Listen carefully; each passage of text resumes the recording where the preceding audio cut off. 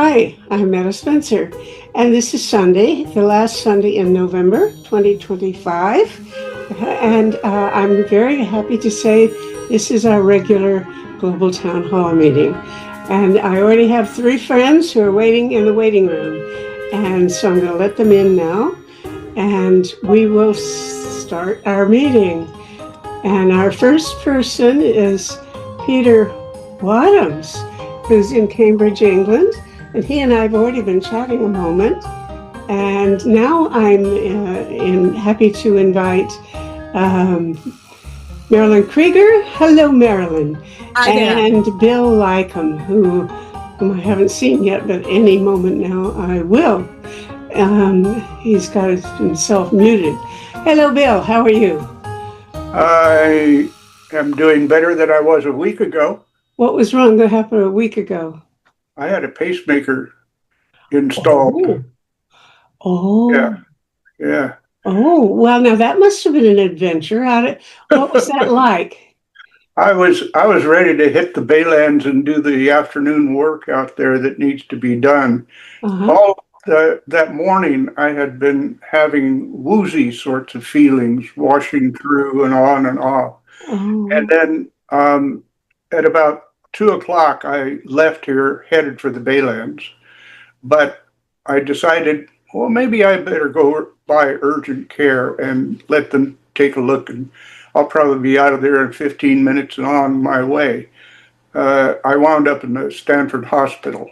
Oh, my God. And the following day, that was in the evening when I landed there. And then the following day, I had the pacemaker installed.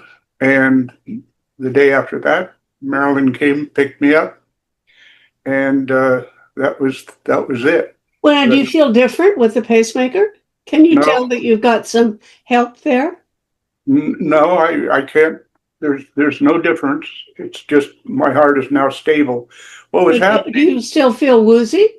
No. Oh, all right. What was happening though is when I was feeling woozy, my heart had stopped beating. The doctor said anywhere from 3 to 5 seconds, and then it picked up. But that rhythm, he said, was going downhill. Uh-huh. And so he said, if you'd have gone out to the Baylands, you may not have come back out here alive. So here I am. You look all right to me. I'm glad to say. Yeah. Well, what is it like when they install a pacemaker? Do they cut you open and put something in there?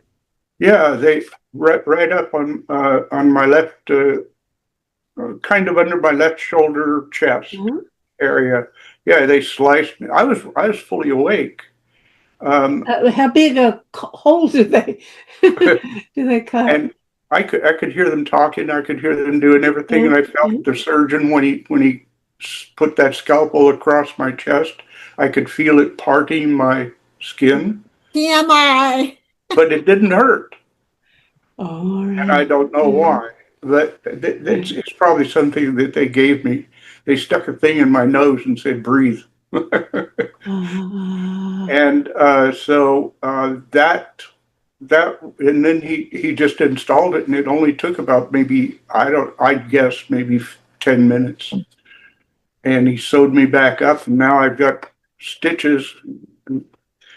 I go in the 9th, and they'll take out the stitches, and I'll be fine. I'll be kicking with a pacemaker. Well, you made the right decision. You didn't go out in the woods.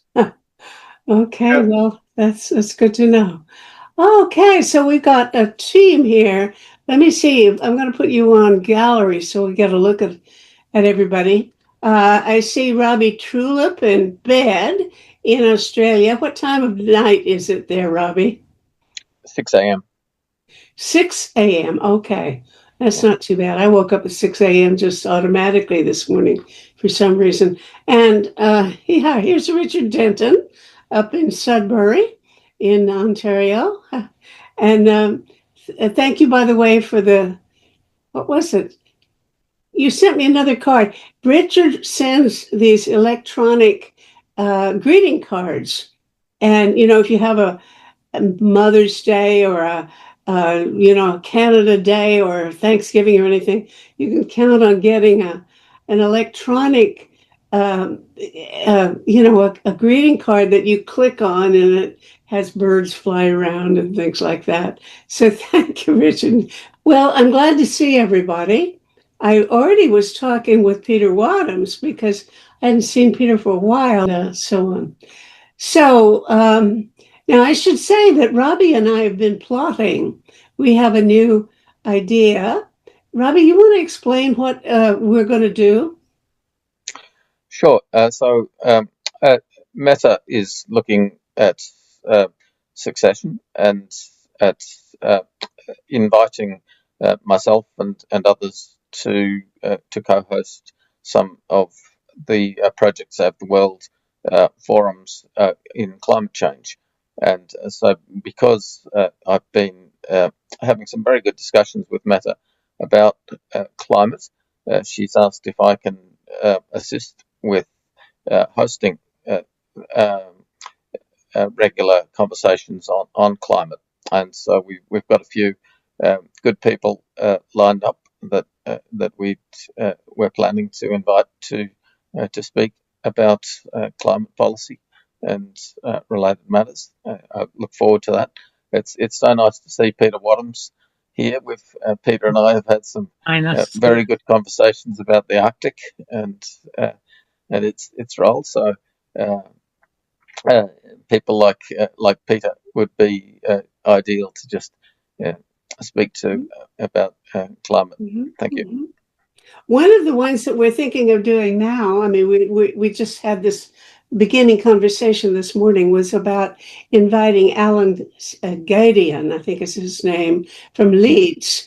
And he has a new paper out about, I'm not quite sure what all is in it, but it's an important, he sent the paper to me, which I haven't read yet. But I thought, well, we were already thinking of doing a show on marine cloud brightening and about the legacy of Stephen Salter and John Latham, who were the leading people working on that approach until, I don't know, until actually Salter's death about maybe a year and a half ago, something like that. So we may we'll work out the details and everybody will know. But my notion is, see, I need to find successors, maybe not one, but several different successors. In that, I need to find somebody who can edit Peace Magazine and make it really high quality, and talking really about serious global issues and not fudging, not being super kind to our guests, but really holding them to give us straight answers about things that are important. And not everybody can do that. It really is hard. And being a host is pretty challenging, and I can't find people. So I'm looking for different people with different qualities who might be able to do some of that. I've set up something where we're going to have maybe once a month or so, the Canadian Pugwash people will put on a show and we'll invite foreign Pugwashites to talk about some issue. And then there's a group called Pegasus, which is composed mostly of health care workers who are very interested in peace issues. And they're going to put on once a month or so a show, maybe more than that, where they will host people bring, their own members talking about serious global issues. And then I've got John Pfeffer, who's one of our board of directors, and I think he's going to be probably a good co-host, because there's certain personal quality that I think it kind of requires. And he's very interested in green economics. He is the editor of Foreign Policy in Focus, which is an online publication run by the Institute for Policy Studies in Washington, D.C., which I think is the best, well, from my point of view, the best I know, the best progressive think tank in the world. And then, let's see, I'm missing. Then the HPAC is the one that Robbie will be helping to mastermind, and I might get some more folks. So, but the main thing is, it's really important to get good hosts and people who are tough-minded enough to insist that we talk seriously. And so if you can think of people who have that kind of quality so that we can go on having, I'm praising myself too much, I guess, but feeling that the shows will be substantive and have plenty of meat, and no fluff and no sentimentality, but serious. So tell me what you think. Can you have any good ideas of people? And by the way, you may not want to use their names right here, but if you know somebody, just send me an email or we can talk by phone, because I'm really looking for editors and Peace Magazine also. I'm not sure what to do about that, but it's really important for me to find successors and get them, set up to be on the way, so that when the transition really occurs, we can ease our way into it, or they'll be ready when the time comes. You mentioned Alan Gadian, and he's very good. And Good. Okay. Yeah, so I've got to know Alan really well. I went to Stephen Salter's funeral in Edinburgh because I'd got to know Stephen over the last few years in just because I just found his work on marine cloud brightening to be really inspiring, and so was sad that he passed away, and have kept in contact with the network of people around Stephen, especially with Alan. Okay. And hello, Alexei, you've joined us the last minute or two. How's everything in Warsaw? Oh, thank you. Apart from the fact that it's just already almost winter tomorrow, everything else is fine. It's fine. There's snow here. I didn't even know it snowed during the night, and I got kind of surprised this morning when I looked out there. Do you have snow in Warsaw? We had some, but it melted overnight almost. We didn't have a lot. Who else might have snow? Richard, you might have some. Yeah, we have snow. Do you? Okay. Yeah, about 8 centimeters. So. Oh, okay. Is this recent? Did it come during the night? Last night. Okay. Well, so quite enough to make a snowman. Yeah, no, it's sticky, so you can build a snowman. 8 centimeters. It's enough. Pretty enough. Oh no! What does it take to have snow be pretty? I'm not sure. I know the proper specifications for snowman snow. Well, for snowmen, it needs to be moist, and it needs to be around the 0 mark so that it will clump together and stick together. Now, is that what you need for good skiing weather? Snow? Not necessarily, no. No? Is it a contradiction? Not necessarily, but for skiing, you want to be able to slide, so therefore you want it generally colder. Oh, okay. Well, but I'm wondering, Alexei, what's the word on peace in Ukraine from Warsaw?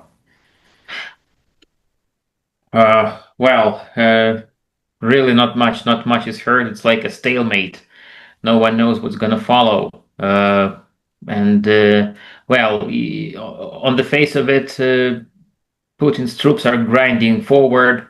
but at a very at an exorbitantly high cost. And so it's like a Pyrrhus victory if he's going to have one, any kind. If he's going to claim any land, it's like he's paying thousands of men for every square kilometer. It's not a victory, really, by no means. Well, he doesn't care. I don't think he cares at all. The problem is that the people don't care either. So the value of human life is negligent. Really, people. It's maybe it's ingrained in history. Maybe it's just a part of the decrepit economic situation in the 90s and since, that people just live so miserably that they don't care about their lives, and their families even sometimes are happy that he's sitting in the corner here drinking vodka, and so and then he goes to war, he earns some money, and if he is killed, we get something paid to us. Even well, I've heard that they actually give them quite a high salary. The soldiers, I think, get paid quite well. Yes and no, because on the paper, yes, but in fact, they have to buy all the stuff for their own money, like all the munition, all the armor, everything. Right. So they just don't have the. They have to buy the bullets they're going to use. They do, yeah. Sometimes, in certain cases, they have to pay for it because they don't. Nothing is provided. All that's provided by the army is very low quality. So much of what they earn is taken by their commanders. Something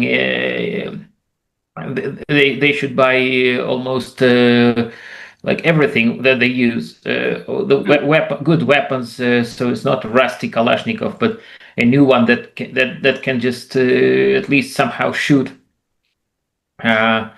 Then the bullet vests is also something that's not always provided, and if so, it's really cardboard sometimes. If it's state provided, then it's really poor quality due to corruption, due to years of negligence in the army and disorder. So it's just like one big myth. And unfortunately, people do not care about themselves and about each other. So no one because when the Afghan war was like in its middle, in the middle of 80s, 85 or 86, the whole Afghan war, the 10 years of the Soviet-Afghan war, claimed 15,000 lives officially. Now we already had like 300,000 only for Russia, not for the whole Soviet Union that was 2 times larger in terms of population. And now 300,000 deaths or just casualties? Deaths. Casualties officially stand at 1,200,000 Russian casualties, just Russia alone. So it's just, not much worse than Gaza. But back then there were soldiers' mothers organizations who really tried to get their soldiers out of the meat grinder. There were different initiatives, and even those officers who were tasked with coming to soldiers' homes, to the dead soldiers' homes with their coffins. They did not want to do this. First, because it's just it's tough. It's tough to let the relatives or the family or the friends know that someone has died at war. But secondly, they were simply beaten in the 80s. The war was so unpopular that the people would even beat an officer if they came to their homes, to their villages. Now nothing of the kind happens. Just people are intimidated. People are silent. People are maybe, I don't know. I think they're kind of intoxicated by propaganda. They're sleeping. That's very. That's a sad situation, really. Now. Well, there's also the corruption in Ukraine, $100 million there. Yeah. There's corruption in Russia, corruption in Ukraine. Which do you choose? That's very sad because if someone's fighting for the good cause, then it kind of is very painful when the corruption is there, because when the cause is bad, then the corruption is something that should be celebrated. Mm. Oddly enough, it should be celebrated because it just leads to a certain form of justice. It doesn't enable the attacker to take over the victim, and so if as such corruption. So some people just some journalists lament the corruption in the Russian army, but they should, if they really want the war to stop, they just have to celebrate. Ukraine has had a reputation for corruption all along since it got its independence. And I don't know what you do to get rid of corruption. I don't know what it takes. Russia used to be, I used to see people in Russia taking bribes and things. I remember I would drive, I had a driver, and about once a week, we'd be stopped at a stop signal by a cop, and my driver friend would get out of the car, reaching into his wallet, and walk over and in broad daylight, take a bill out and just hand it to the policeman and get back in the car and drive off. And I would go home and I'd talk to his daughter was my friend. That's why she set it up.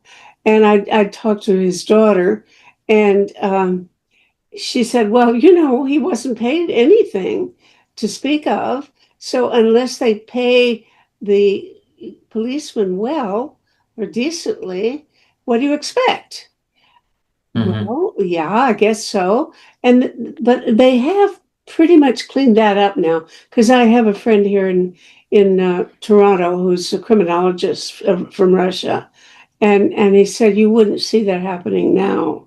So some of that has been improved, but you do still feel that he feels that there's still a huge amount of corruption in the higher level. The generals and people like that are still ripping off the system in Russia, and then I guess also in Ukraine. So what do you do about it? They're not underpaid. You can't pity them for being exploited. And I don't know what you have to do to get rid of that kind of phenomenon. Does anybody here have a notion of what any country that has cleaned it up when they have a bad problem with corruption, and how did they do it?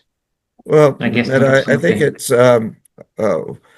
in what used to be called third world countries or global south, the corruption is out in the open, and it applies to everybody from the top on down. In first world countries, the global north, the corruption is hidden. It's not transparent, it's hidden, and applies primarily to the people at the top. In some respects, the global south is a lot more honest. Yeah, I guess so. In that aspect. And I think it's also a question of terminology. Here, Meta, you go out to a restaurant or you go wherever, you're always giving tips. Now, is tips simply another word for corruption or bribe or paying people who aren't being paid?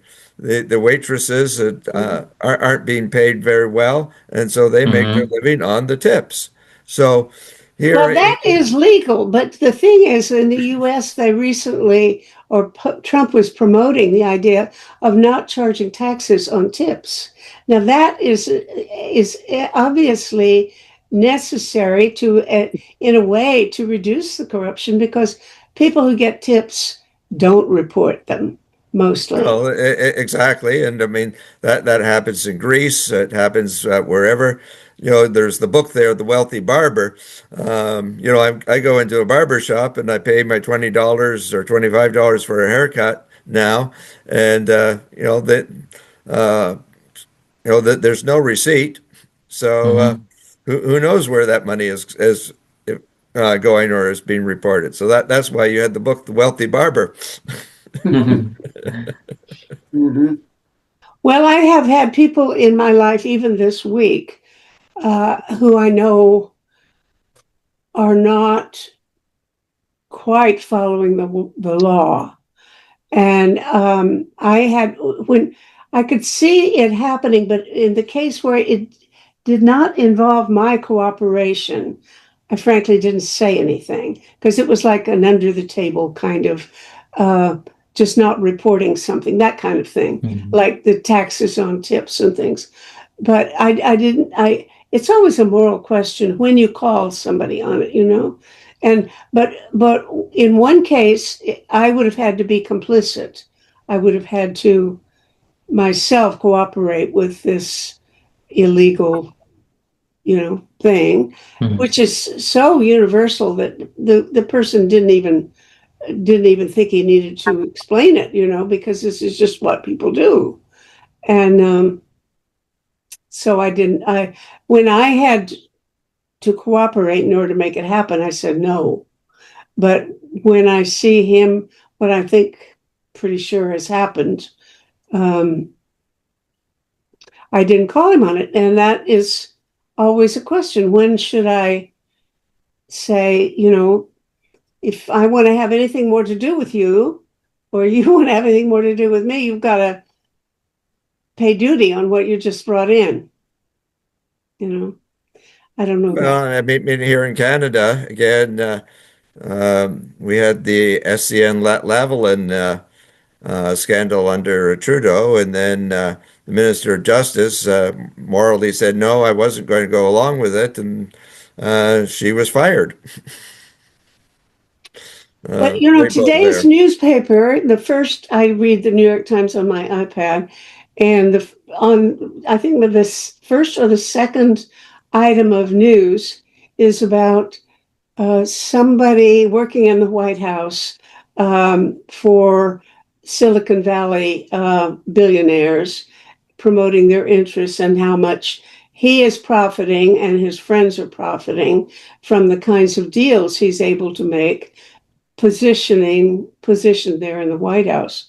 So they get called on it and nothing happens. That is really too bad, because you know damn well that we are clearly informed all the time about the illegal things that Trump is doing, and yet he gets away with it. Well, he's got war on the drug people, and yet he's pardoned a drug guy down in Honduras. Doesn't bother anybody.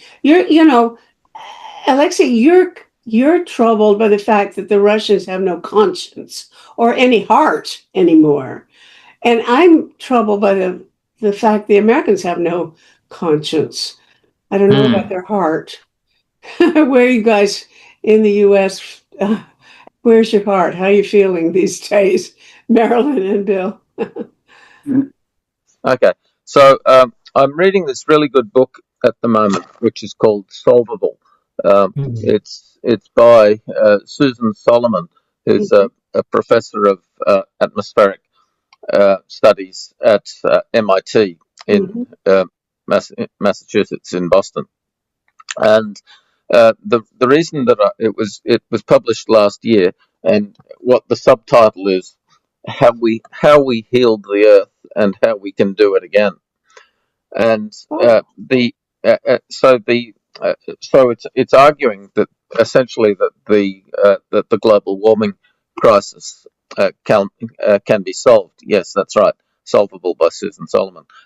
And the main focus of the first couple of chapters is the Montreal Protocol to protect the ozone layer, and it's it's such a fascinating story because the uh, the ability to get industry around the world to change their technology was a really big success, and I'm interested in how the work to protect the ozone layer under the Montreal Protocol provides a really interesting model for what we can do about protecting what I call the albedo layer.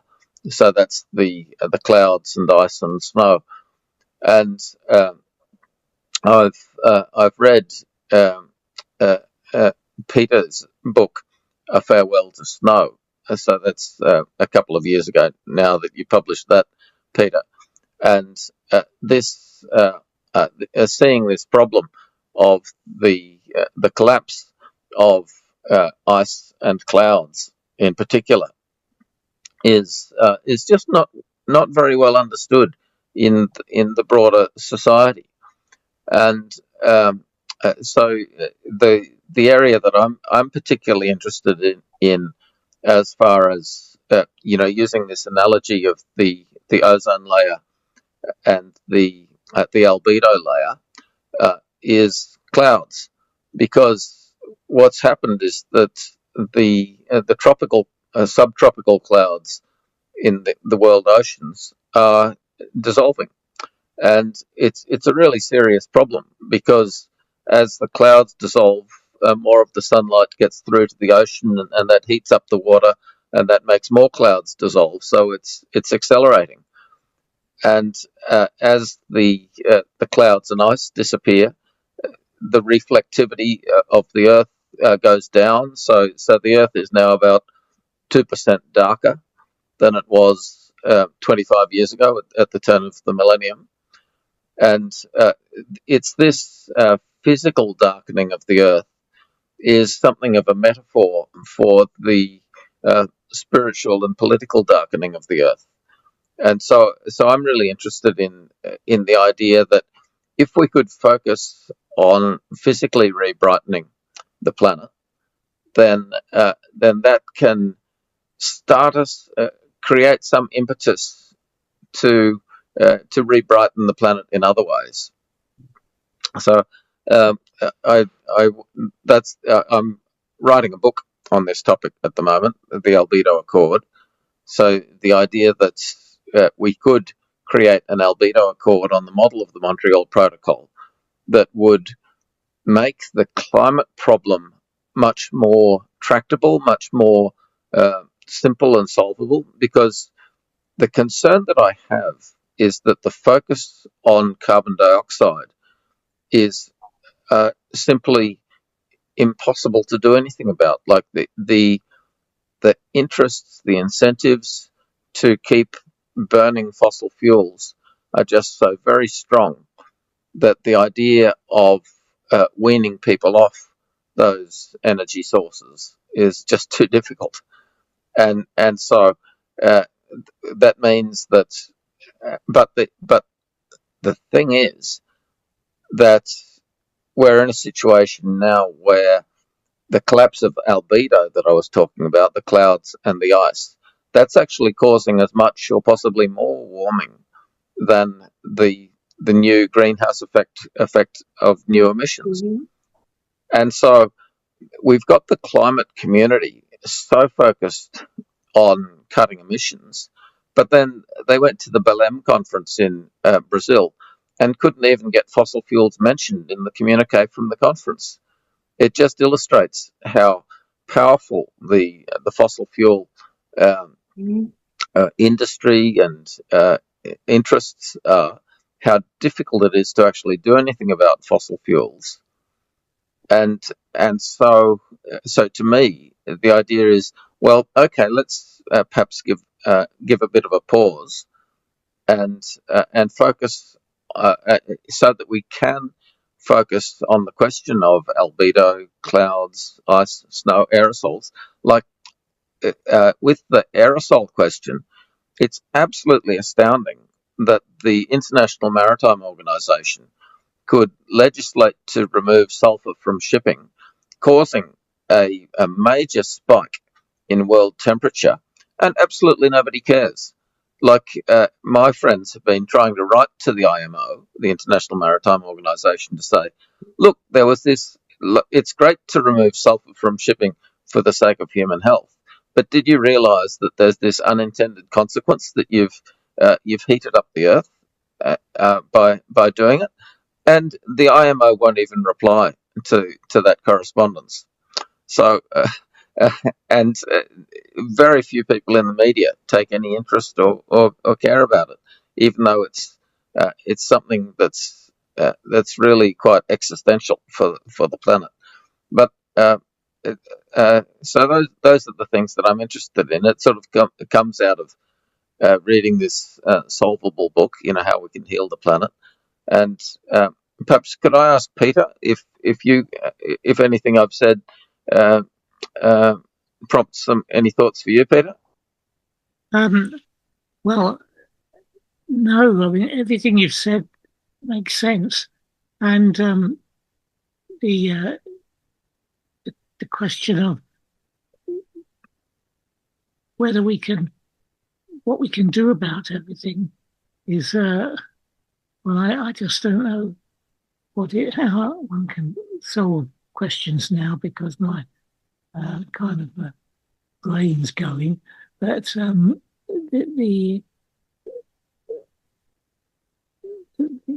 yeah. Let me intervene and say your brain is just fine, dear. Your thinking is wonderful, but you've had a stroke and you have to fish for words, and that's the only problem. We just have to be ready to wait a little longer, and we're all eager to wait a little while to hear everything you say.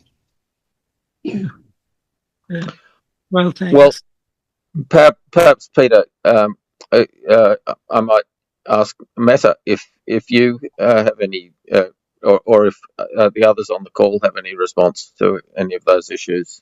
Like Meta, you may have had some exposure to the Montreal Protocol over the years.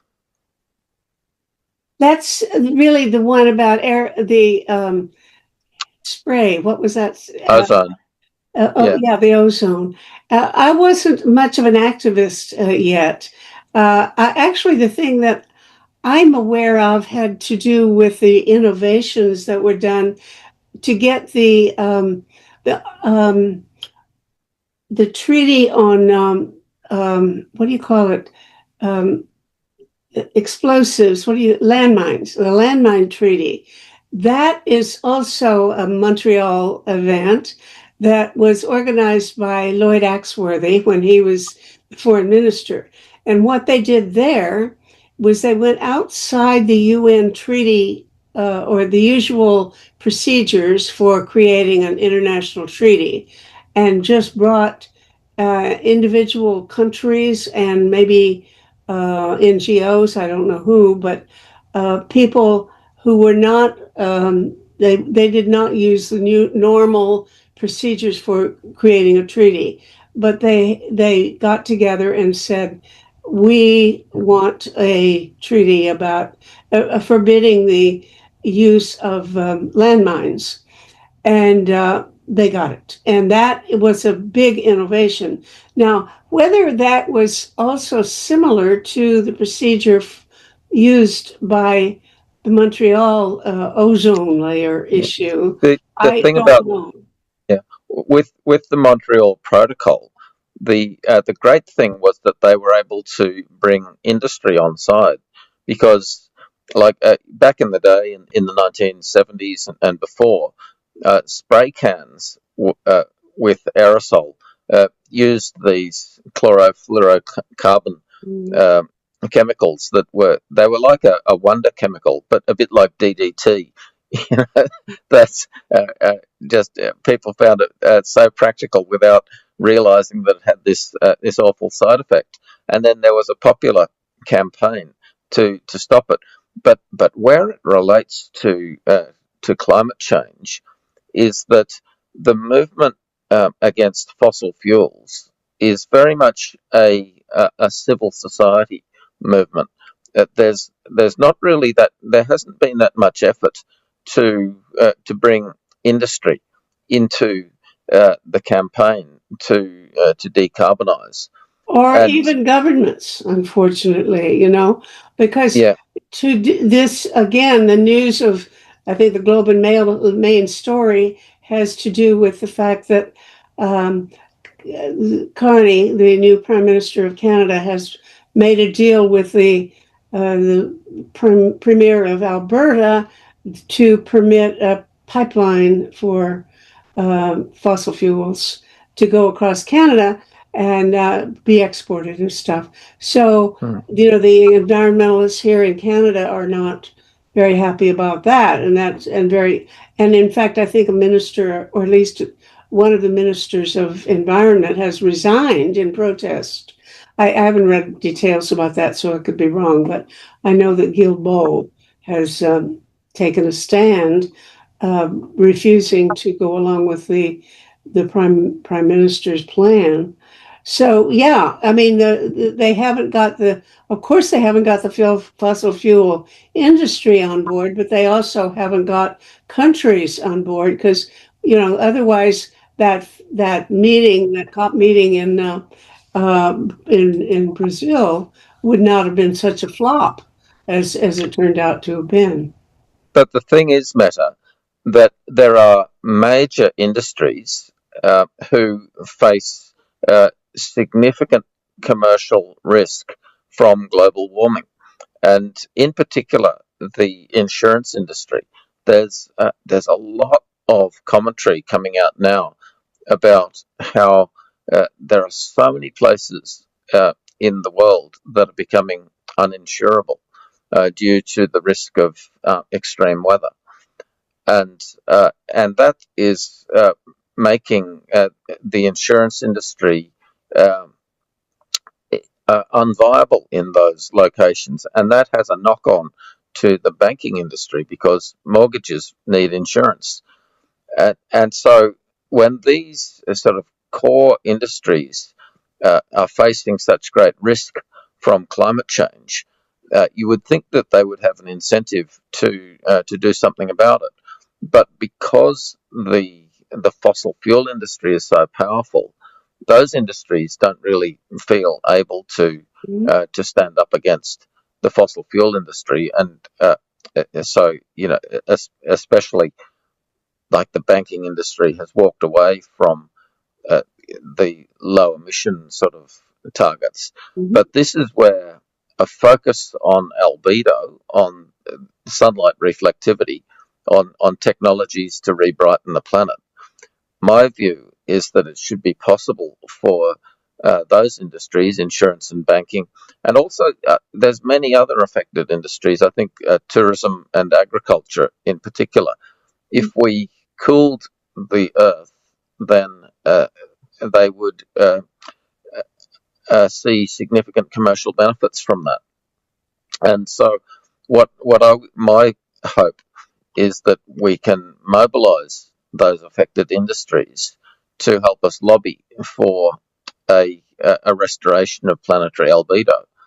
And of course, I mean, the complexity of it is that how to do it is such a big challenge, because um, the most effective method is likely to be stratospheric aerosol injection, injecting sulfur dioxide into the high atmosphere, and that is so controversial that finding ways to ensure that it's safe and effective and acceptable is a really big challenge, because there's been I think that the renewable energy industry has led a big campaign to demonize that whole idea of rebrightening the earth, and because the renewable energy, they've managed to convince people that uh, um, climate action means reform of the energy sector.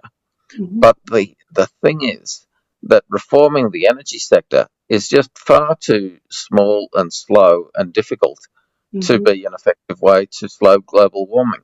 Whereas rebrightening the planet cool the Earth really quickly. Now, there's a whole lot of things that it might not do, but it would be a start toward the sort of global thinking that we need to heal the Earth. And so it would be a way of creating hope. So if we re-brighten the Earth physically, then we can also start to re-brighten our societies intellectually and spiritually and morally. So, like you were talking earlier about corruption, and there's an old saying that sunlight is the best disinfectant. So, casting light onto dark situations. My background is I worked in international development, and I had a lot of contact with Transparency International and their work to clean up corruption in the mining sector, and all of these problems around the resource curse, and so transparency and accountability are just the moral values that are needed to address corruption. And so, if we can have this focus on re-brightening the earth, then that, to me, it's a way of creating a ripple effect in society to have a broader reform of how people interact. Like, if we could cooperate internationally to re-brighten the earth, then to my view, that would be a great force for peace, because it would create this project that would offer hope of stabilizing the planetary climate and enabling ongoing flourishing. Because at the moment, there's so many young people who just lack hope. There's a great sense of despair in the world. People don't want to have children because they say, why bring children into a world that's on the point of collapse? And so this sort of culture of doom is something that I think is terrible. Like, I would like to see people really hopeful for the future, and I see re-brightening the planet as a starting point towards that. Mm-hmm. I just agree with everything you've said, and I like the proposal that a good place to insert the wedge and try to make a difference would be to mobilize the insurance industry and maybe some of the others, the agriculture. But boy, that's hard to do because, as you know, I did at least one, I think two shows a year or so ago in which we talked about, I think you were on one of them, the insurance industry and how they are just giving up. They don't try to fight back. They just realize they're going to go broke, and well, that's too bad. But there's nothing they can do about it. That's why they sounded fatalistic. I want to hear Peter. So let's give Peter the floor. What do you think, Peter, about what Robbie has just said? Well, I agree with him, but I don't know if we're going to be able to achieve that kind of level of understanding and of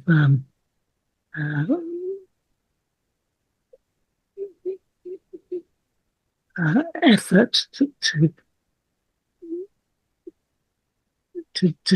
do the kind of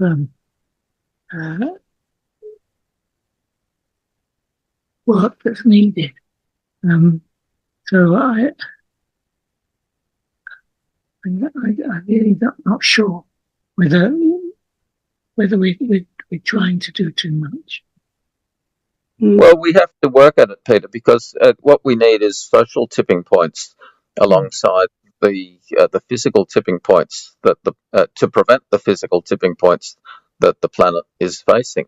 And my view is that getting the message that I'm suggesting out into the public can be a way of causing sudden change in how people think, because my observation is that these sorts of ideas that I'm presenting here are simply not heard in the mass media, and it's like a tectonic sort of situation where these ideas have been building under the surface, and when they come out into the open, it's like an earthquake. That there'll be a sudden shift in public thinking, and so for example, the idea of an albedo accord as a way to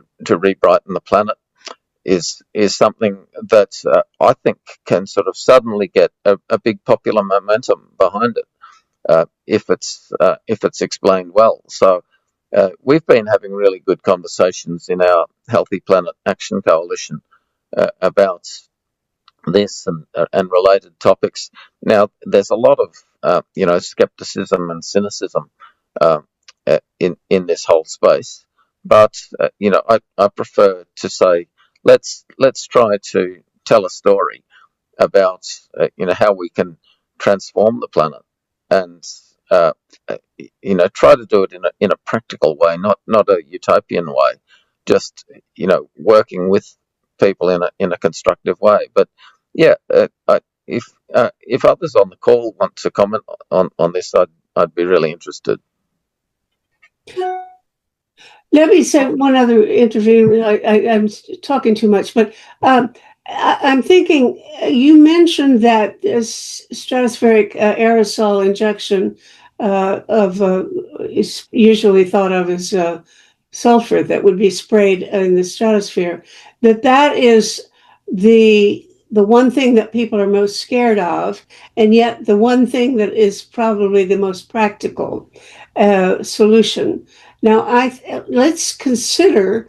I think you're right that is the scariest one, and that if people just realize that we can we can restore the climate, the clouds on the ocean just by spraying some seawater from ships.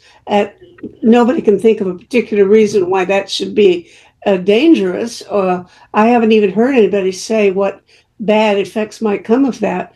But the point is, I think we have to make it clear that there are solutions that are not dangerous, and that we have no reason to be too worried about these easier things. So start with trying to promote the easy ones like marine cloud brightening, or maybe ocean iron, putting iron in the ocean to increase the phytoplankton. Some of these other things, there are a number of technologies that seem easier to swallow, Yeah, ocean iron fertilization, also using iron salt aerosol to improve to overcome the anemia of the atmosphere and the oceans is a really good idea. The problem with marine cloud brightening is that at the moment the technology is too expensive. It uses too much energy to create the small particles of salt that are needed, and there's a question of how well it can scale. And it may be that, like with the stratospheric aerosol injection, if it was started with a really low dose, then that can all of the sort of fear mongering about side effects can be tested. Like start with a really low dose and measure the impacts, and if it proves that the benefits vastly outweigh the possible damage, as is my understanding is that that's really highly probable. That all of this talk about damage has been scaremongering, and I really don't know what the reasons for it are. But Meta, do you mind if I invite Richard to comment? He's got his hand up. Absolutely. Richard. Thank you very much. There's a lot of things that I agree with you, Robbie. But as a medical doctor, again, I always go back to prevention. And your uh, the hole in the ozone due to sprays, the freon, the hydrocarbon or the fluorohydrocarbons was the problem, and we got rid of it by not using them. And I think the same would apply to our climate in the implementation of the Fossil Fuel Non-Proliferation Treaty, which has the three components. One, use up the fossil fuels that we have. Two, don't explore for any new ones. And three, transition the people that are employed into other areas. I think the problem with COP30 is that they did not address the production of fossil fuels. They're talking about mentioning it now, and this is, I think, the second time that they've actually mentioned fossil fuels. But again, they're not really addressing it. The third point that I want to make is the greatest use of fossil fuels is the military, and the greatest production of greenhouse gases and pollution is the military. And again, that is the thing that we are not addressing. So I think those are the things that we need to address um, right away. And I think the when you look at your suggestions, and as Meta pointed out, here in Canada, Carney is saying, okay, we'll carry on with fossil fuels. We'll build a pipeline out to the West Coast, and we're going to deposit it in all the carbon dioxide into storage in the ground.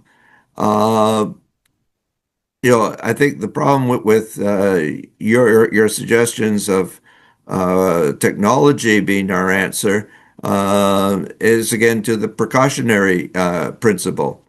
And the thing is that these things take a long time for us to develop cancer from whatever radiation or pollutants, toxins, takes about 20 years.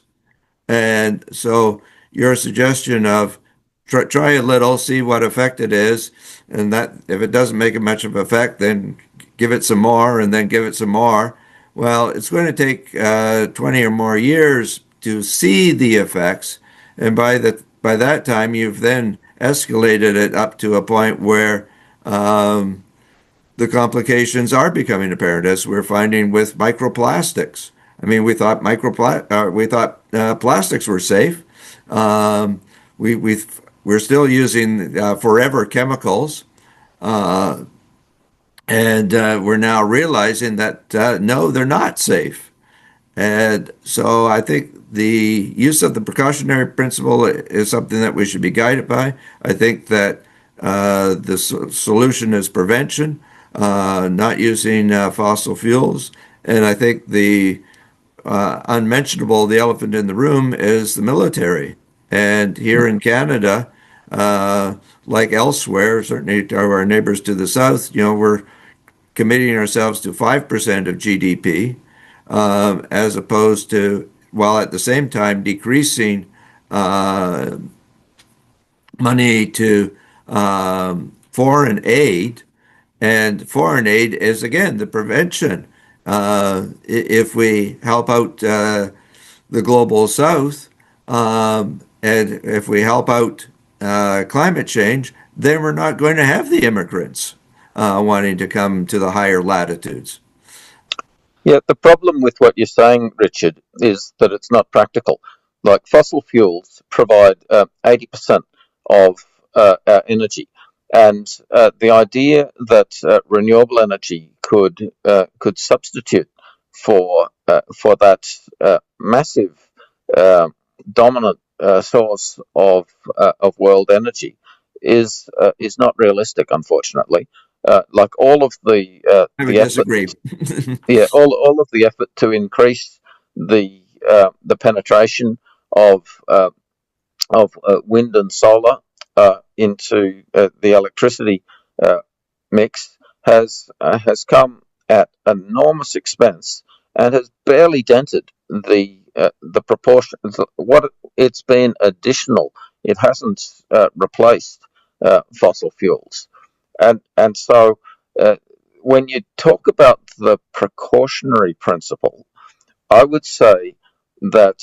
Um, as we look at the risks facing the climate, that is, especially the risks of tipping points, such as the one that's captured most attention at the moment in the reporting that I've been seeing, is the slowing down of the Atlantic um, current, the Gulf Stream, and the meridional overturning circulation, it's called. And the thing is, if we want to be precautionary about that risk, then we really need to, I suppose, step back from the precipice of heat. That is, there's this risk that the extra heat that we're putting into the Earth system will cause sudden changes that we can't easily predict. That the planet is actually more fragile and sensitive than we can properly understand. We might find that these tipping points, uh, like I mentioned, the problem with clouds. It may be that clouds start to evaporate over the oceans faster than we can predict. And so when we talk about the precautionary principle, we have this risk of a sudden destabilization of the Earth. And nobody would step onto a plane that had like a 10% risk of crashing. And yet people seem to be willing to accept that risk. Now, the problem is that uh, while it's laudable what you say about um, switching from fossil energy to non-polluting sources, the sheer scale of fossil energy and the convenience and the cheapness, the availability is so great that it will take us time to achieve that transition, and it's time that we don't have. And so the need is to just stabilize the Earth system. It's like as a medical doctor, you would see that when somebody presents at hospital with a heart attack, you don't say to them, "Oh, improve your diet and go and exercise more." You operate, and so uh, where I think that this analogy between our planet and a person is a really important one, because what it means is that we've had a temperature rise of 1.5 degrees. Now, if you have a fever of 1.5 degrees, then you're not well. And if you have a fever of 2 degrees, as we're likely to achieve in the next decade or two, then you're confined to bed and you're at quite severe risk of complications. And that's what our planetary situation is like. So another analogy: when we've increased the um, the greenhouse gases, they used to be 0.03% of the atmosphere, and they've jumped up to 0.05%. Now, if my doctor told me that my cholesterol had suddenly jumped from uh, zero point zero 0.03 to zero point zero 0.05, I would be very worried, and I would do something about it. And because you're at risk of heart attack and stroke, and so uh, in a way, we can say that the stratospheric aerosol injection, it's a bit like the statins uh, of the planet. And I know people complain about statins, that they have side effects for cholesterol and so on, and yet they've saved a lot of lives. So uh, and they do give people uh, the opportunity. Like, I would love to lose 10 kilograms, for example, and I think that my risk of but it's going to take me a lot of effort and time to do that. So anyway, those are some thoughts, Richard. Like, I know what you're saying is a consensus opinion across the climate action movement, and that's why uh, I suppose I'm interested in engaging with industries like insurance, who face a big financial hit from global warming, and saying, well, they should be lobbying for this practical response to cool the planet, as while we uh, wrestle with the really big problem of carbon. Like, my view on carbon is that we're going to find, like Meta mentioned, ocean iron fertilization, and the my view is that we're going to find that mining carbon from the air with photosynthesis, uh, we're going to need to do it on a larger scale than total emissions. So at the moment, we've got greenhouse gases at 0.05, and we've got to take it back to 0.03, which for the last million years provided our stable sea level. Thanks. I certainly agree with a lot of what you're saying there, Robbie.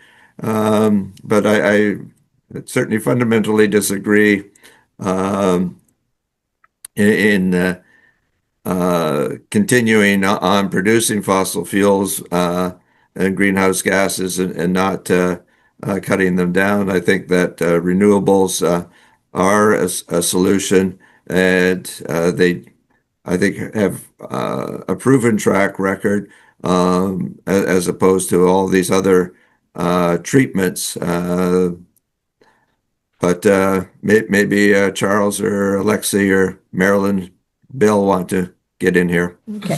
Well, first thing I want to say, I because they're talking about the insurance, and I can say that, boy, in California, the insurance industry is a mess as far as having a homeowner's insurance. Like my home, I live in two places. My home in the mountains, it's like, forget it for insurance. Just it's not happening.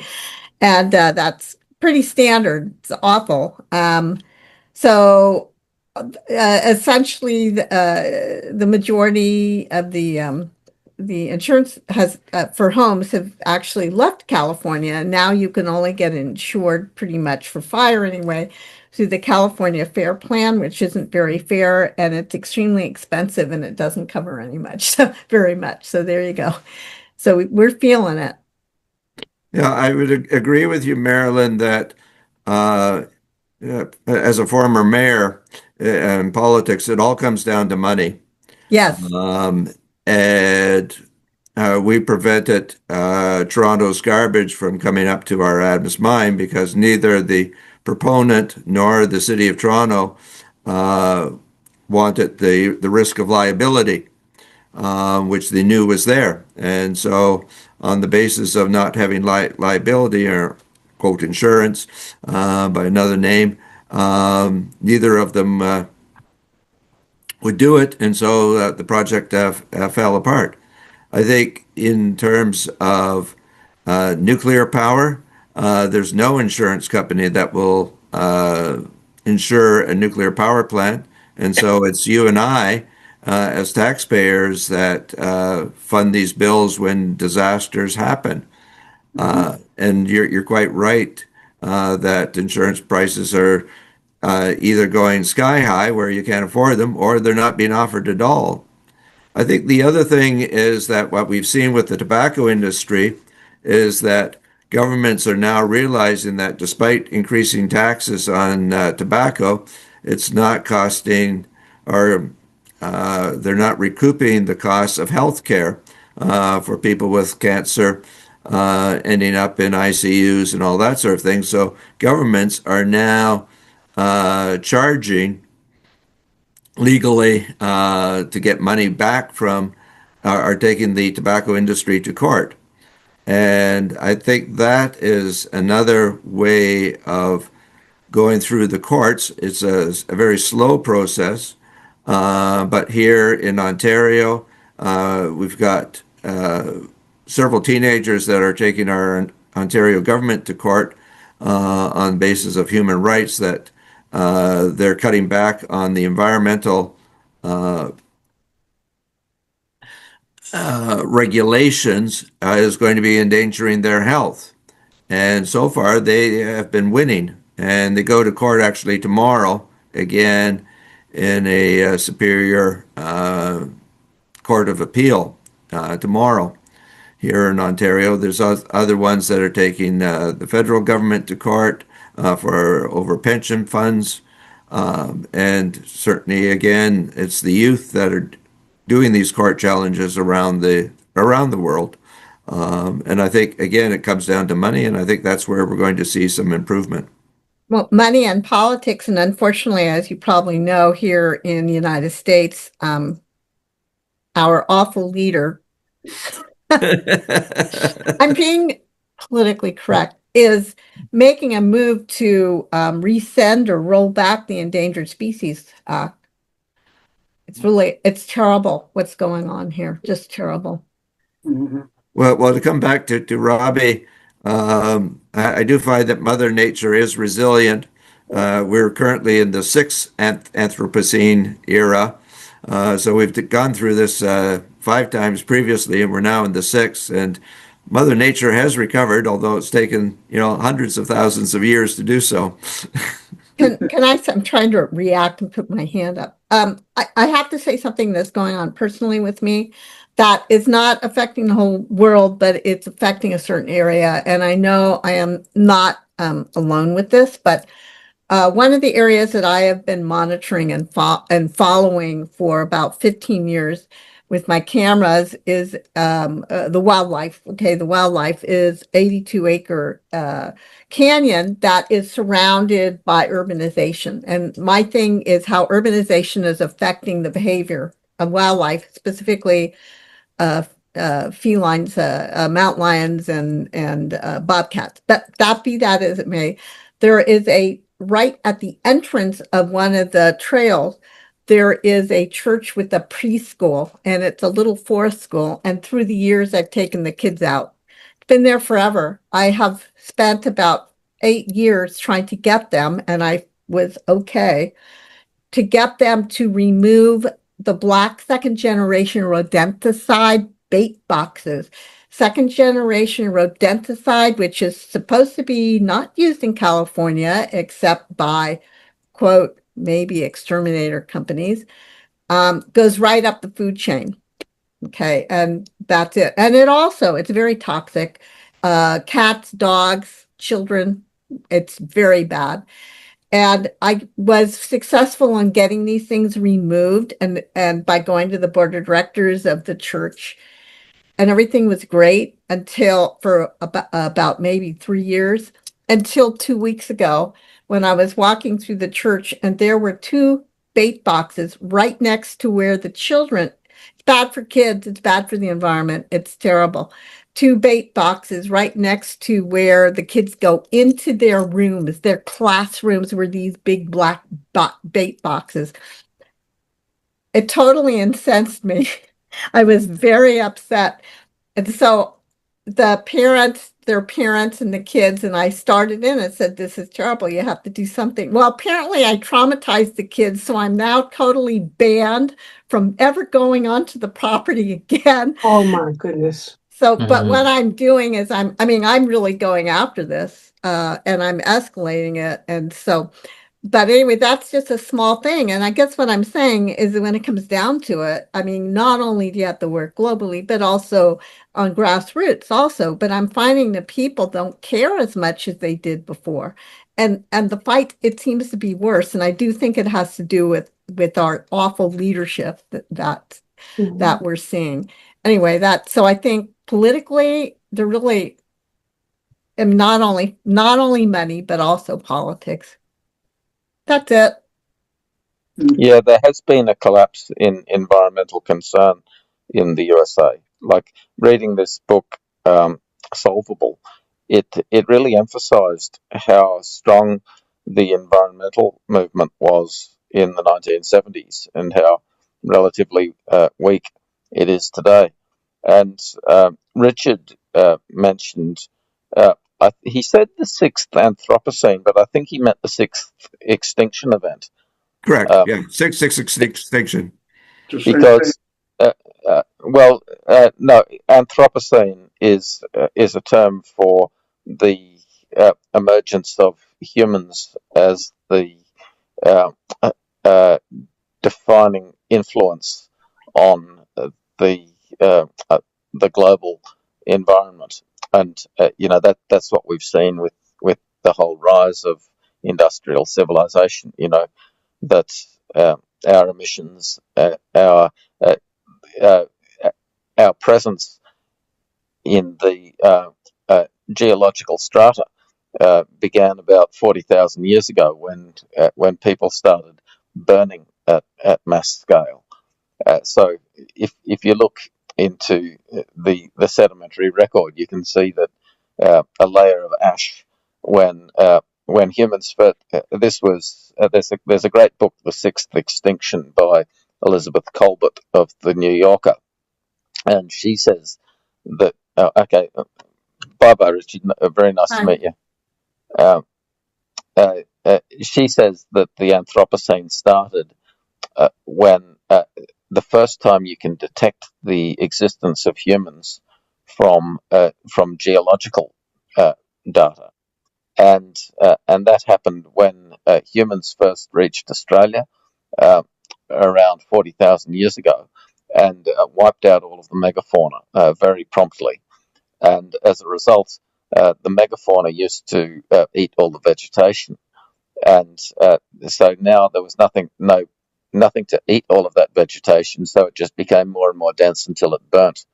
And so there's this layer of ash in the in the geological record showing when humans first got to Australia. Yeah, that's the book. And so this observation of that there have been 5 major extinctions, and we're now causing the sixth. There have been many smaller extinctions as well. And my interest is to say, how can we actually slow and reverse this extinction? Is it possible? Like that, many people are just in a state, as I was saying before, despair and doom uh, about our prospects. But I believe in humanity. I believe that we have the intelligence, the capacity uh, to change our planetary trajectory. We're not just driven by instinct and emotion. Uh, we can use our reason, our science, our minds to heal the planet and restore the planet. I wish I was as optimistic as you are. Yeah, I have something, Robbie. For every action, there's an opposite and equal reaction. I'm going on that premise. Okay, so given your paradigm that you've laid out here for us this morning or afternoon, whenever, what are the negative possibilities that we can see from this change in the atmosphere? Well, my personal view is that the positives vastly outweigh the negatives, but the main so people have speculated about all sorts of concerns because the Royal Society in the UK did a study of this, a major study of geoengineering, as it's called, in 2009, and their calculation was that the cost of cooling the Earth with geoengineering would be 1,000 times less than the cost of doing so by decarbonising our economy.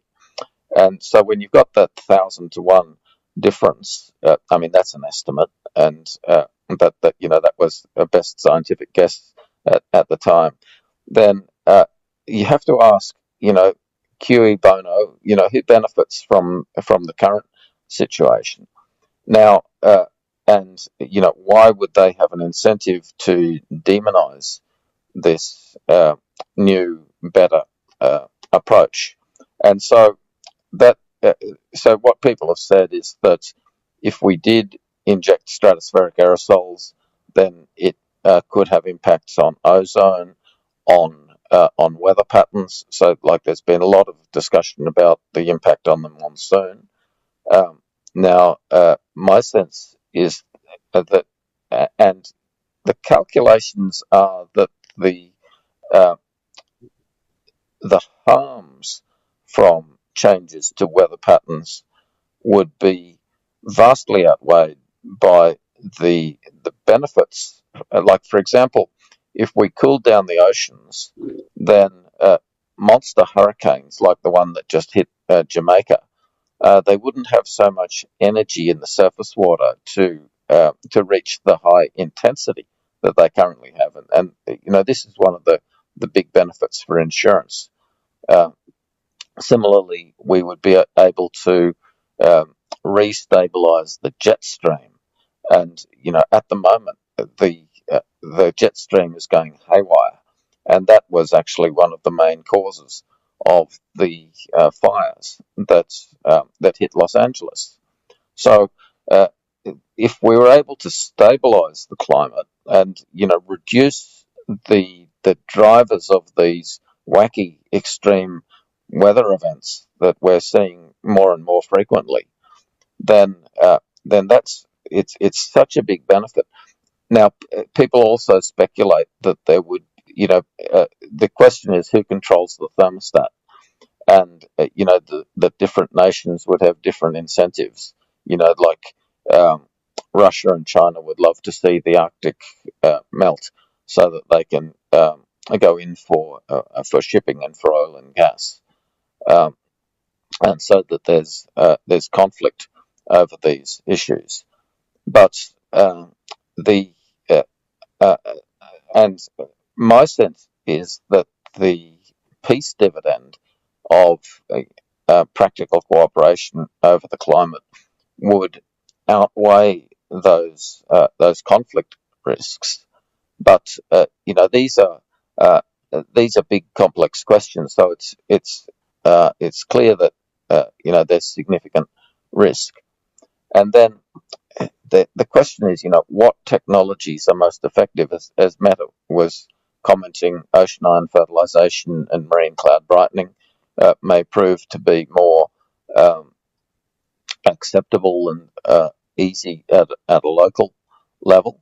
Uh, so, so the whole challenge of public acceptance is is a really big one. But the thing is, people haven't put the money into investing in this. Now, there was a major paper a couple of years ago that calculated that if you put $2 billion into researching these technologies, then that could lead to the prevention of $10 trillion worth of climate damage, which is like a 5,000 to 1 benefit cost ratio.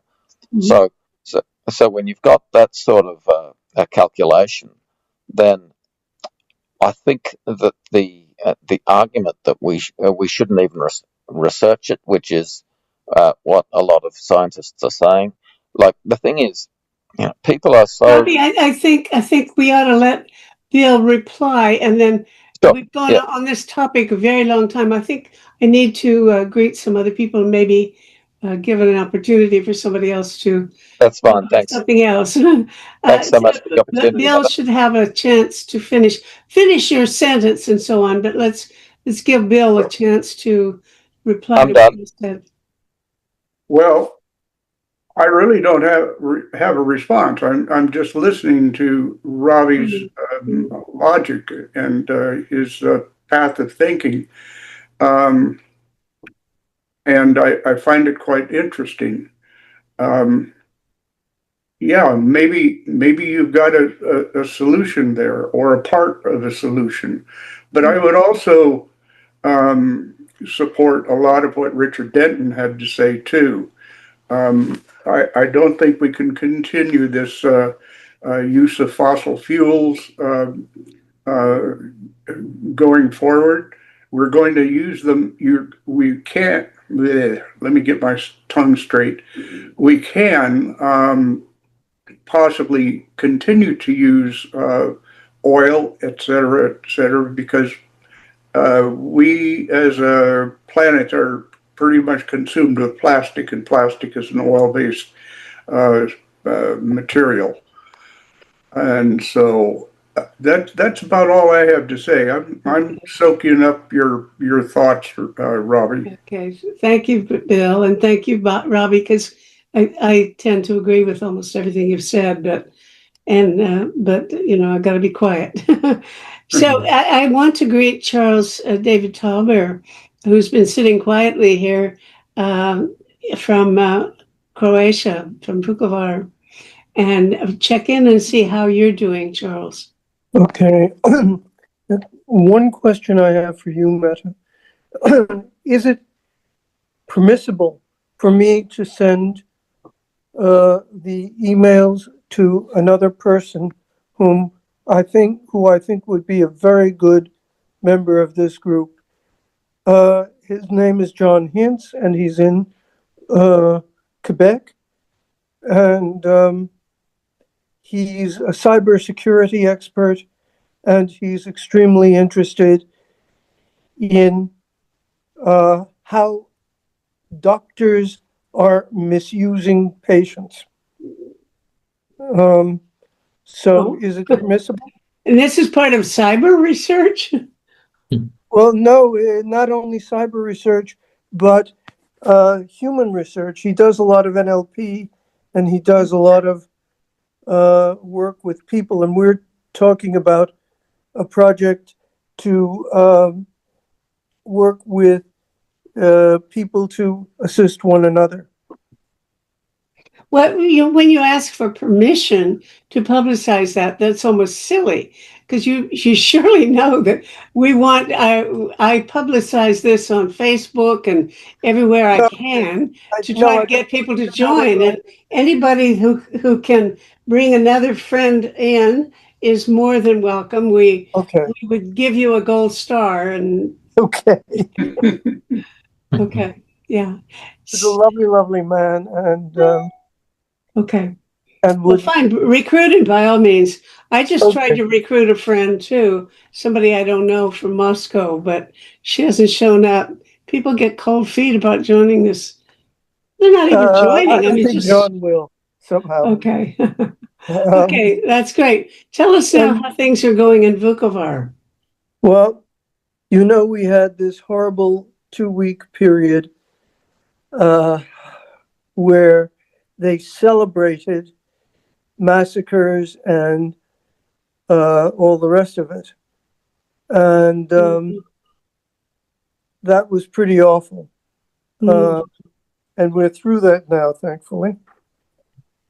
And that's in the neighborhood in which I live. There was a massacre at the hospital in 91. And yeah, that's what's been going on here. The whole situation in terms of people and in terms of trauma is absolutely awful. We as an organization are having continually having financial problems, and fairly serious ones. And the question is, can we continue to exist? And I don't know the answer to that.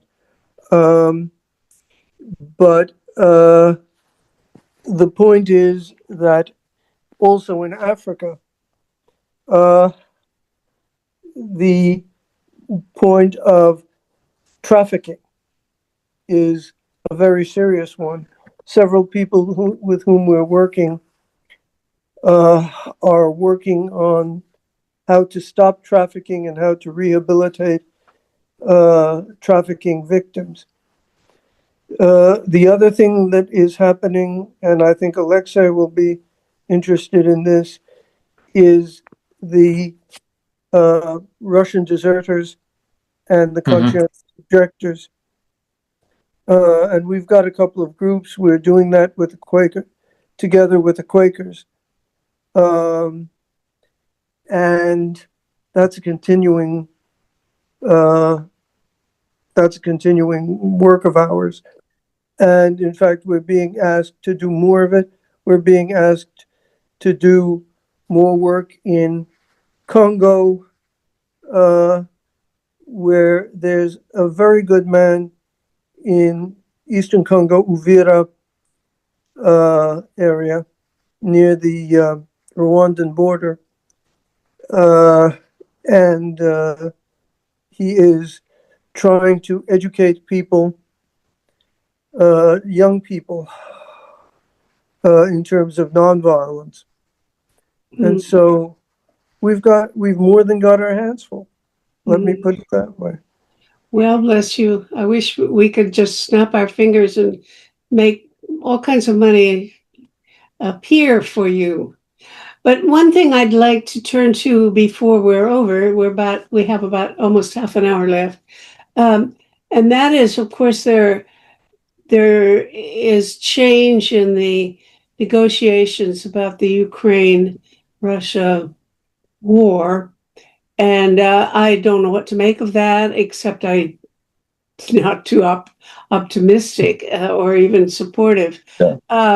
And I think maybe people have some other opinions or points of view or things to say about that. What do people, well, let's see. Let's, I don't know where to ask first, but certainly with Alexei, you probably have been following this better than some of us. What do you think about what's going on there?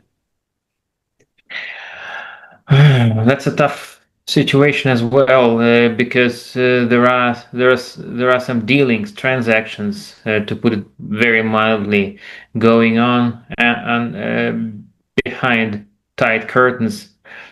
And I don't know. Trump's policies are very inconsequential.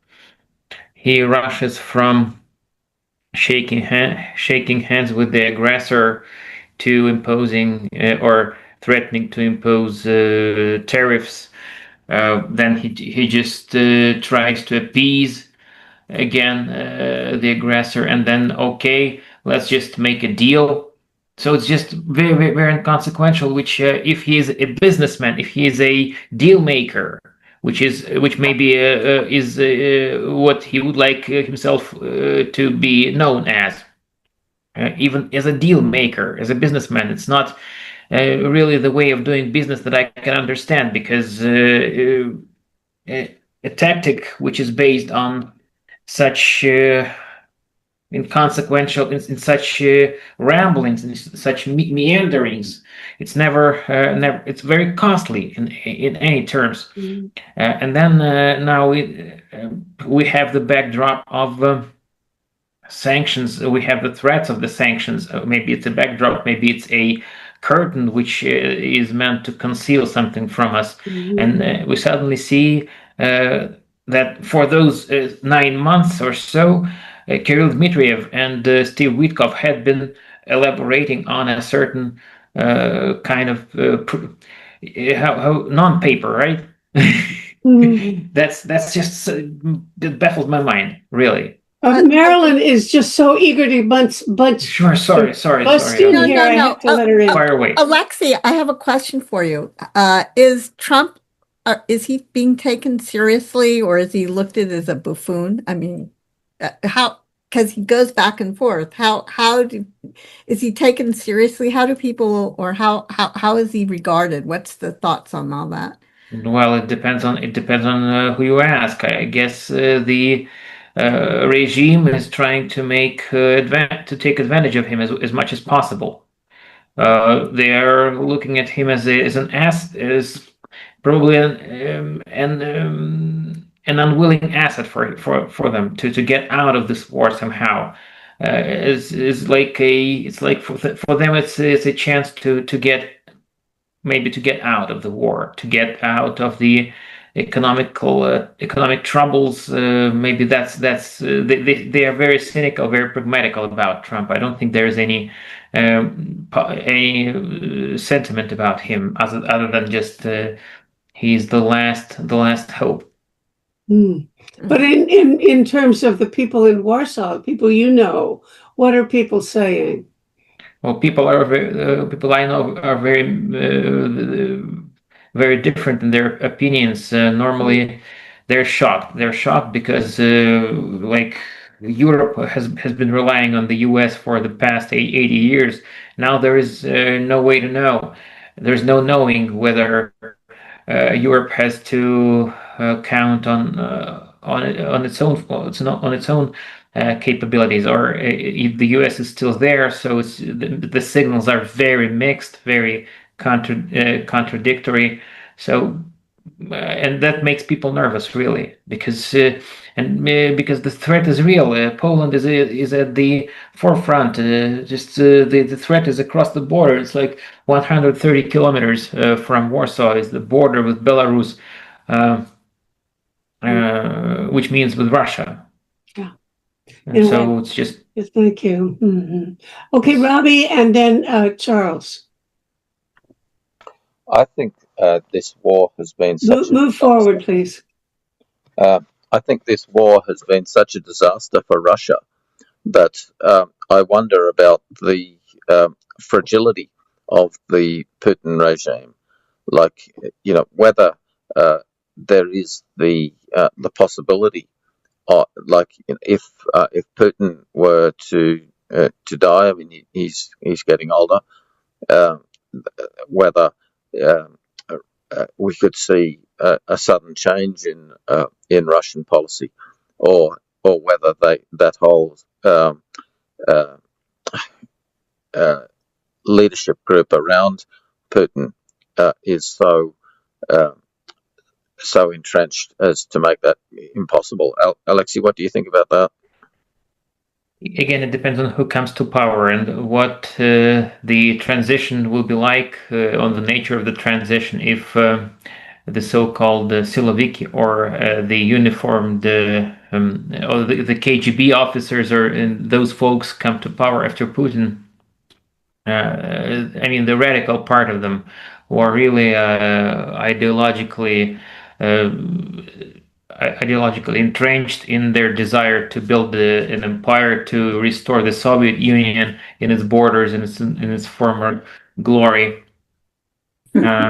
Maybe those folks will be less likely to stop the war. That's the question that I asked ChatGPT a couple of weeks ago, because for me it was intuitive that every next leader which will come after Putin will be very much interested in just negotiating with the West, making whatever kind of concessions to just get to lift the sanctions, to get back to normal as much as possible, to just to get back to the point where we saved the game. But ChatGPT answered that it's not that simple, and I agreed with their arguments, because it all depends on the combination of forces that come to power, and how they will how influential they will be, because there will be other people, like and other issues, something like 1 million people on the front, angry men who will come back and who will just ask anyone, why the heck have we been just fighting for 4 years, and you are now making transactions. And it might be that everyone who comes to power after Putin will have to take into account. So once they consolidate their power, maybe it might not be immediate. Then some changes might occur, maybe not immediately. So difficult to say. It's unpredictable. Thank you. Charles. What concerns me here is what Alexei was referring to a little earlier, but the people involved, both the soldiers, the former soldiers, and the families, because the families of people who refuse to participate in the war are being tortured when within Russia and elsewhere. And so this is an additional problem. Furthermore, there's the traumatization of the soldiers themselves, of what they've seen and what's going to happen in the long run. This is extremely worrying, and nobody's talking about it, and nobody's doing anything about it. Well, it's a kind of an eye opener for me, because that's if, of course, I trust you, that's the case, and of course that might be a new low, because throughout all the Putin's years, it was kind of an axiom that we only get even with the people, not with the relatives. The family is safe in any case. Like Mikhail Khodorkovsky, a famous dissident, a famous emigre who is sitting in London right now. His father, who died maybe 1 month or 2 months ago, his father was free to walk in Moscow. He ran his school. He was not in danger. At least that was that was the red line for Putin's regime. So they did, unlike Stalin's regime, they didn't mess with the relatives. But probably now it's sadly starting to change, unfortunately. We're hearing that about Russia, about Georgia, even to a certain extent about Armenia. Armenia seems to be a little bit milder than the others, but we're hearing these reports from the actual former soldiers themselves and people around them. And the question is, all these people in Poland, what's going to happen in terms of their psychological states, and what are the consequences of that going to be, of having fought in this way? What are the consequences going to be for the future? And we have to think that trauma is transmitted over generations. So who knows how long this is going to last eventually. So it's very, very worrying. It is the trauma when you have maybe 1 or 2 million people or maybe 3 million have participated in the war. 1.2 million casualties, 300,000 killed. It's a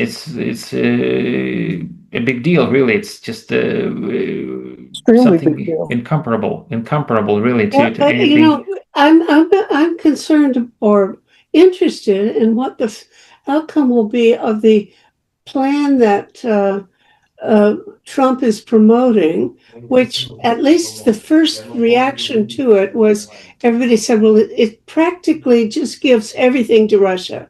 That probably it does not take account of any of the demands or reasons why Ukraine has been fighting all this time. It would just give everything to Russia that they ask for, even pieces of land that they don't even control now. It would give them more than they have already.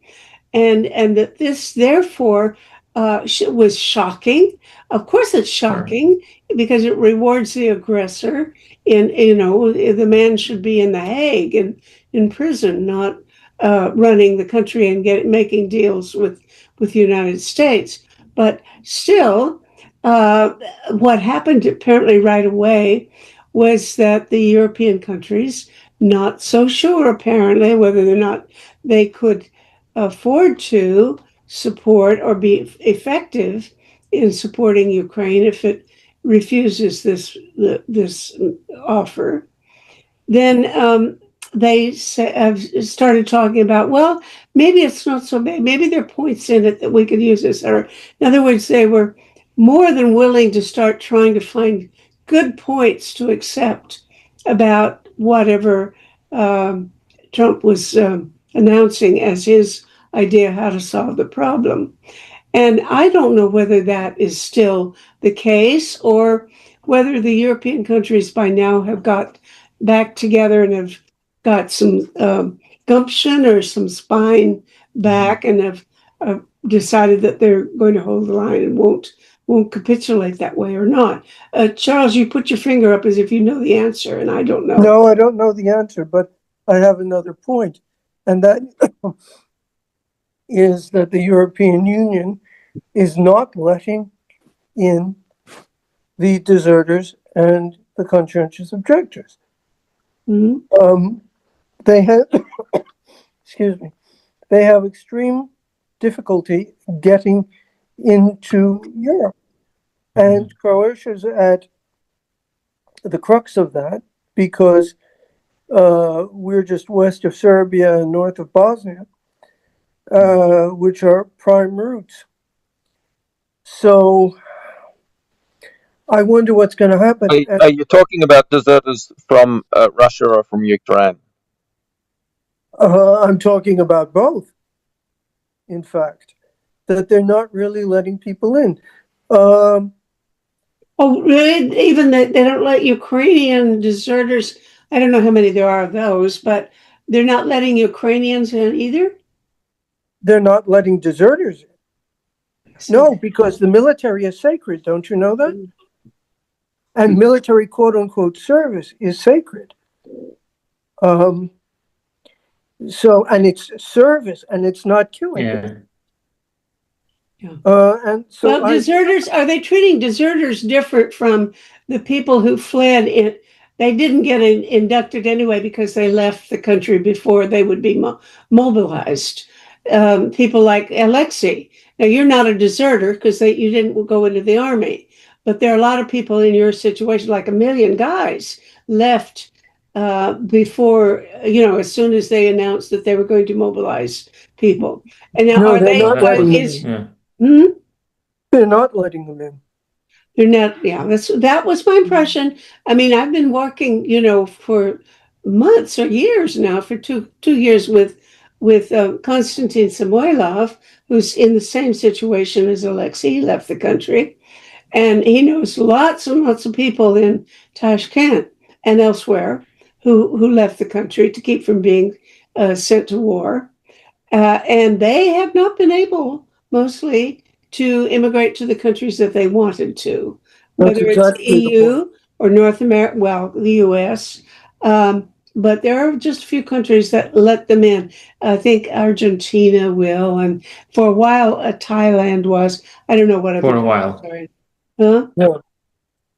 And the question it's changed its stance, and it's no longer that welcoming as it used to be.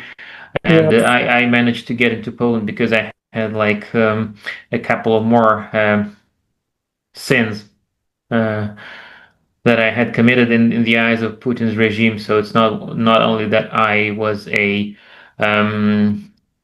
draft dodger or mobilization dodger because I had been supporting Alexei Navalny and his structures, and I had been donating. I had been doing anti-war protests. So I faced immediate danger, not only because of the risk of mobilization. So it was much more than that.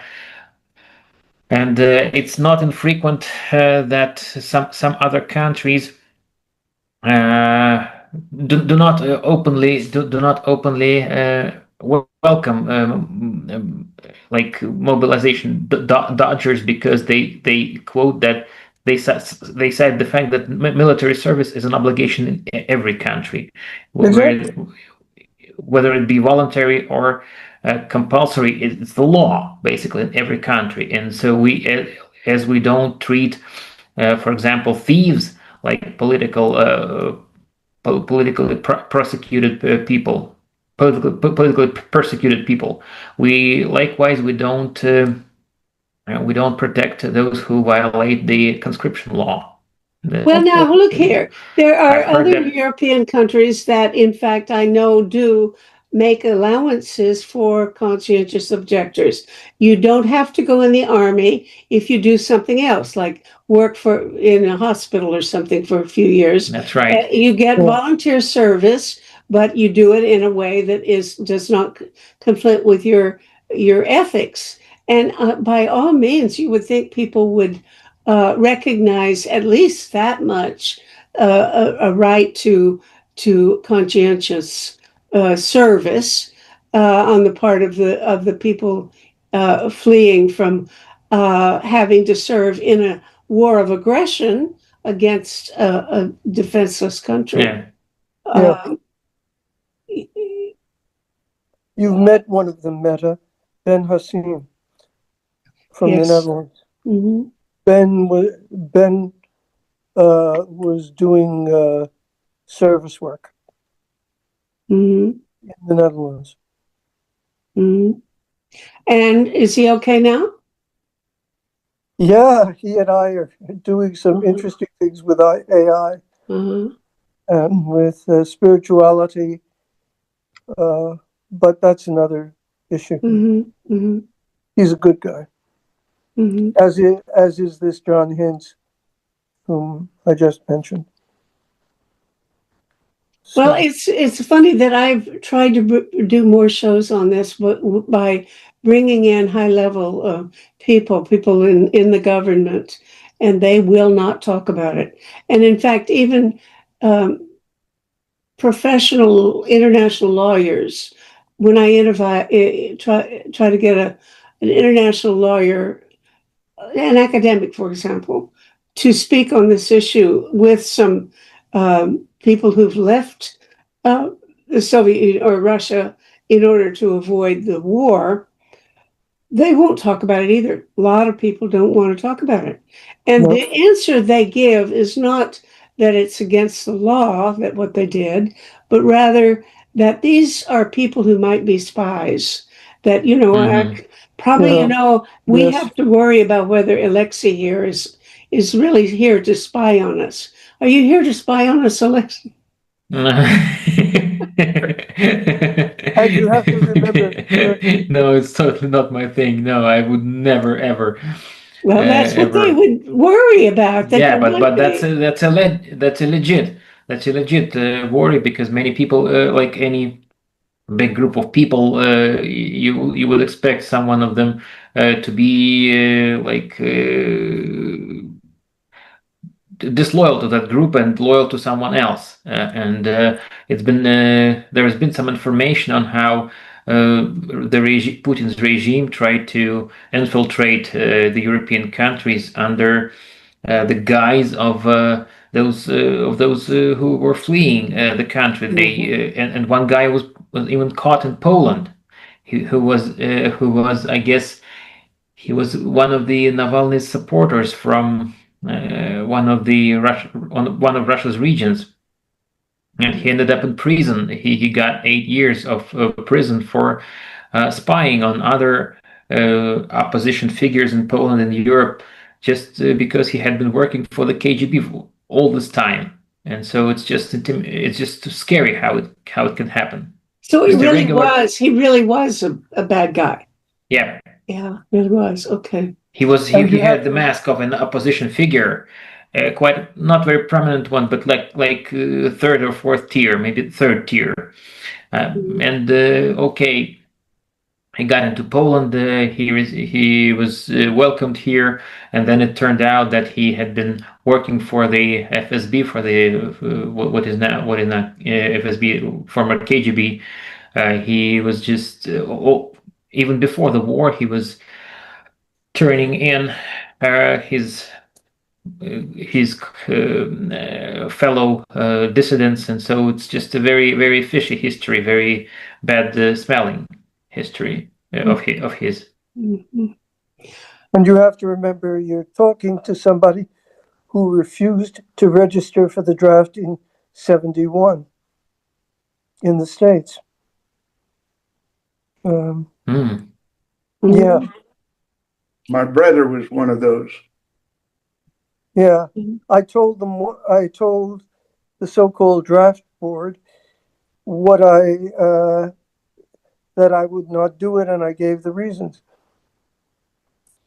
Made it a little easier because I was a Quaker, but still. Oh, that helps, because if you're not if you don't have some sort of religious affiliation, they say you can't possibly be honest because That's right. no atheist could possibly be principled. No, Yeah. exactly. Okay. Well, guys, we've come to the end of our conversation, and I always like to end with some upbeat, hopeful point, and I'm having more and more trouble finding things. I just came across a new word. I don't even know whether I should say it on. I think I should say it because it was the title of a book. It's called "Inshitification." I It's like it. about the fact that everything is going to shit. I like it. So that we have been undergoing inshitification for several years, and there's now a book about what we've been going through, and you can see because I get to the end of this conversation and I have nothing pleasant Great to way say to to anybody. Who's the author? I think it's I can't. Sorry, I'll look it I up. can't. I can't The remember. decline. Okay, it's just let me just. Can you find it quickly? It's somebody whose father I once knew. He lived. The father. Cory Doctorow. Dr. Rowe. Yeah, Cory Doctorow. And I've met his father, and maybe I've met him too because he. I don't know, but at any rate, we're all going through the same thing. So I don't know. I guess it's. This is lovely. Well, Okay, guys. things are getting darker, Meta, but that means we have to think about how can we possibly make things brighter. Yeah. Well, I tell you what we were working on, and Marilyn and Bill have been part of it, and we don't have time for a whole retrospective about it, but we did do this inquiry into artificial intelligence. We had 5 different meetings, and the 5th one was one where we were going to try to come up with some sort of consensus document stating our point of view. Oh, Alexi was there too. Yeah. So a lot of you know about it, but not Charles and not Robbie. And anyway, we were going to reach a document, but we still have to do a little work to make that happen. So we'll have another meeting, and then we will put this whole thing on the document on Substack, where you guys can download it and use it to do whatever good deeds you want to do to try to overcome the problem. Everybody should feel free to use this document and whatever purpose, lobbying your, officials or whatever might make a difference. So, and you guys will enjoy meeting John Hintz. Say it again, Charles. I can't hear you. I say you will enjoy meeting John Hintz at the next meeting or two. He's a delightful guy, and he has a lot to contribute to precisely. Oh, your friend that you're going to invite. Oh, by all means, please. And everybody invite people. It's always, we need more people. This is getting to be an in-group thing, and it should be a global thing, and we don't want to be too insular. And we have one person who has been sitting here, who has been lying quietly. He now has about 60, 70 kilos, this Newfoundlander of ours. Well, I'm sorry, but I have not understood the last few sentences. Does everybody else know what Charles said? Don't worry about it. It's just that we have a rather large dog who has been sitting around. You have a dog. Oh. Yeah, a Newfoundlander. So another Canadian, one more Canadian. All right, good. Give my regards to my countryman, my country dog. Okay, thanks, friends. It's been fun. Thank you so much. Not so much fun, but it's been real. That's the important thing. And love you all. And I'll see you in a month. All right? See you. Take care. Bye-bye. Thank you. Bye. Bye-bye.